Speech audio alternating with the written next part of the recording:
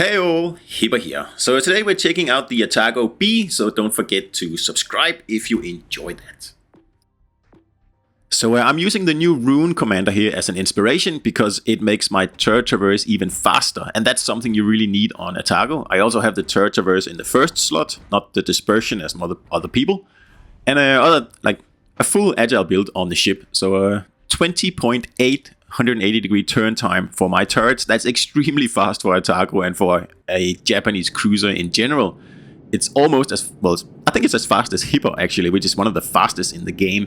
So this makes Atago a lot more fun to play. And because I have such a fast rudder on the ship, I can also turn it very quickly.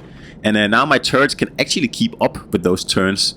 So I don't have to always try to keep one side against the enemies. I can just switch whenever I want to, really. This build here allows you to play Atago completely different than you normally would with a traditional build, where you have a turret rotation of, I don't know, 40 seconds or something ridiculous like that. Almost battleship. This build here, it's super agile. Like, this ship here is super fast. It's 40 plus knots, 1.8 rudder, and a 20-second turret rotation. So you can really wiggle this thing and never lose track of the enemies. And speaking of enemies, I hate divisions in this game here. I don't hate the fact that people play together. I hate the fact that they're mixed up with people who don't play together. I mean, if you can, find another game that has a player count of less than 20 that allows people to squad up against solo players, I can't think of many. And, Battlefield comes to mind, but everyone's in a squad there. And, I mean, it's just really unfair, really. And, matchmaking is silly, and divisions should have their own queue. So if you play a division, you will only get matched against other divisions. I mean, that seems like a fairly obvious gameplay mechanic to me. And there's two reasons why I don't like divisions in this game here. And this because there's only two kinds of divisions in this game. One, it's a division of poor players who are going to suck, and if they're on your team, it's almost a guaranteed loss. And if they are on the red team, they're going to be easy prey, and it's going to be a lopsided battle. So that's one reason I despise divisions mixed up with solo players in this game. So the other kind of division that's present in this game is a division of tryhard sweats. And if you get one of those divisions on the enemy team, it's a 95% loss. Unless you happen to have another sweaty division on your team, which is unheard of. It doesn't happen. And it just takes the fun away. Because as a solo player, there's nothing you can do. You cannot compete with three players who work together and, for example, use a destroyer for spotting, and then like two Clevelands hitting behind islands. There's really no way you can deal with that without having teamwork on your team, and obviously with randoms that's impossible. So it's just a turkey shoot for a sweat division. And like, first of all, is that fun? Well, it's not fun for the solo players. And is it fun for a sweat division like to gank players like that? I don't think so. I mean, I would find it quite boring in the long run.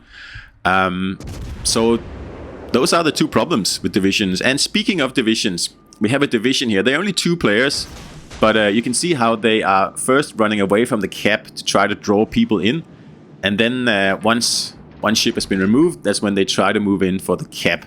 And like I said, I hate divisions, and if I see divisions, I go for them primarily because it's the best way of winning. Of course, if it's a total potato division, I don't really pay them much attention, but these guys here could be a problem, so they have to be taken out, and they have to be taken out. So that's my purpose of this battle here, is to ruin this division's time. And I think that's fair enough, because in my opinion, so many divisions just absolutely ruin my time in this game here. And one of the excuses Here, division players say all the time, "Oh, you can just get on the microphone and work together with your team of random 8-year-olds." Yeah, okay, I'll just do that, and I'll meet you on the playground. So yeah, World of Warships has many problems. Let's not kid ourselves here. A lot of them have been fixed along the way. I will give Wargaming credit there. They have been actually working on the game, but we have also been waiting 4 years for most of those, tweaks and additions. And having divisions mixed up with solo play, I still think is a massive problem. It's a mistake, and it shouldn't happen. So like I said, I am going for these two here because they can sit here forever, and I'm sure that Amaji has will to rebuild, so he needs to be removed from the game, so we can, actually do something here. And a Baltimore and an Amaji is like another thing with divisions is they always play the meta ships, like I don't want to call them overpowered ships, but ships that make your life easier, like Baltimore, like anything with radar, like Wichita or Cleveland, obviously like a nasty offender there. Des Moines in a division with a Conqueror, for example, or a Yamato, along with a destroyer for spotting or a carrier for spotting. There's very little as a solo player you can do against one of those divisions, unless, like I said before, you happen to have another sweaty division on your team, which doesn't happen. It's very simple as that. Except if you are watching a YouTuber and trying to count in and stuff like that, then the game is actually kind of fun. But that's also because you usually have at least 2 divisions on each team then, because everybody's doing count-ins. And that's exactly what I'm saying here. Divisions should be separated from solo play. So solo play is only solo players. No divisions at all. Divisions have an unfair advantage. Or, like I said in the beginning, either they're going to drag your team down because it's 3 potatoes in 3 Bismarcks or something like that runs to the white line and leaves your team to get absolutely stomped. Or they are like a sweaty Unicum division that's, playing in a coordinated way and, just can pick off solo ships one by one and win the game easily that way. And it's not fun. So I suggest that Wargaming gets cracking on splitting these two out and having the matchmakers separate for divisions and solo play. So, and also if you saw how I removed ships in Atago, I didn't stay 16, 18 kilometers away trying to set fires for the whole game. As soon as you start, move in, find a good spot where you can be close to the cap and still keep the enemies at bay and don't get citadeled, of course, at the same time, which is difficult, I grant that. But it's much easier if you can, move your ship quickly and obviously also turn your turrets quickly, because it allows you to be very agile, in lack of a better word. So now we're going to hunt down the last destroyer on the team. I don't care about the Suzuya. I'm going to shoot at him on the way, but obviously my plan is to get the last destroyer. So we are ahead on points, because I made sure I took the sea cap right under the nose of the division, by the way, because like I said in the beginning, they made the classic move of moving away and then hoping that the potato players will kill a few on their own, so they don't have to worry so much about that. And that's another really cheap tactic when you play division. It really is. Just sit back, or don't sit back, but don't make any rash moves for the first 5 minutes, and then usually 2 or 3 ships have been sunk on each team, and you have a division of 3 left, so it's not difficult at all to win a battle then. So like I said, there's the Summers. I don't have a radar, so I'm relying on someone else spotting him, which I'm thinking is probably the destroyer over there.